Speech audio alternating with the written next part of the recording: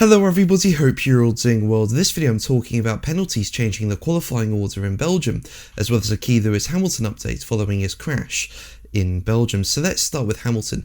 Now all throughout practice Hamilton was looking very comfortable in his Ferrari. He was looking quick and he was faster than his teammate Charles Leclerc. However, in free practice 3 Hamilton crashed the car. It was towards the end of the session. He got onto the gravel, lost the rear end of the car, and he completely damaged the rear of his car. Now according to Sky F1, Ferrari had to fit a new floor, rear wing and gearbox to Hamilton's car, although the latter was changed purely as a precaution. So yeah, huge amounts of changes Ferrari had to make in such a short amount of time.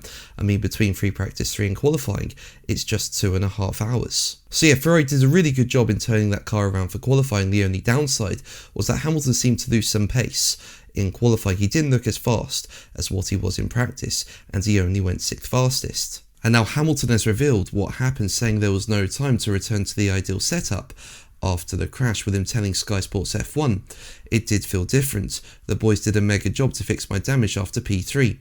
The car was feeling amazing P3 and I really felt confident. Not that we'd be fighting for pole because I think Mercedes are too fast, but I definitely think with the car that we had in P3, we probably could have been 3rd or something like that. I was missing a couple of tenths once I got to Quali. The car wasn't identical to what we ended up having in qualifying, but I did the best I could with what I had."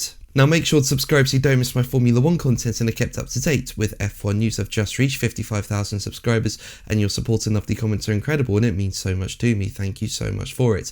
So yeah, going back to Hamilton, and while this wasn't Ferrari's fault, they did the best they could, and Hamilton did the best he could with the changes as well. However, there is good news for Hamilton and Ferrari, with them benefiting from penalties that will see them move up the order for the Belgian Grand Prix. Now when you look at the order, it was Kimi Antonelli who took pole position, and that's not surprising. He dominated practice and was extremely fast in qualifying as well, taking pole by 3/10.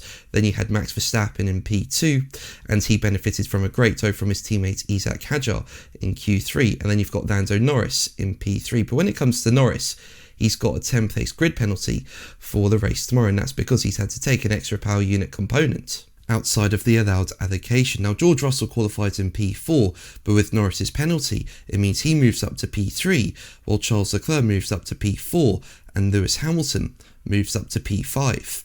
Now Hadjar also has a penalty for the Grand Prix, with him being required to start from the back of the grid after taking a lot of extra power unit components. And with him purely focused on helping Verstappen in Q3, he didn't set a lap time, and as a result, he's in 10th place. But yeah, he will go to the back of the grid. And it means that for tomorrow, the top 10 is expected to be Antonelli on pole, Verstappen in P2, Russell P3, Leclerc P4, Hamilton P5, Piastri P6, Arvid Lindbergh P7, Gabriel Bortoletto in P8, Liam Lawson in P9, and Pierre Gasly in P10. But that's going to be the video from me. Thank you ever so much for watching. Make sure to like and subscribe for more videos, and until the next one, take care.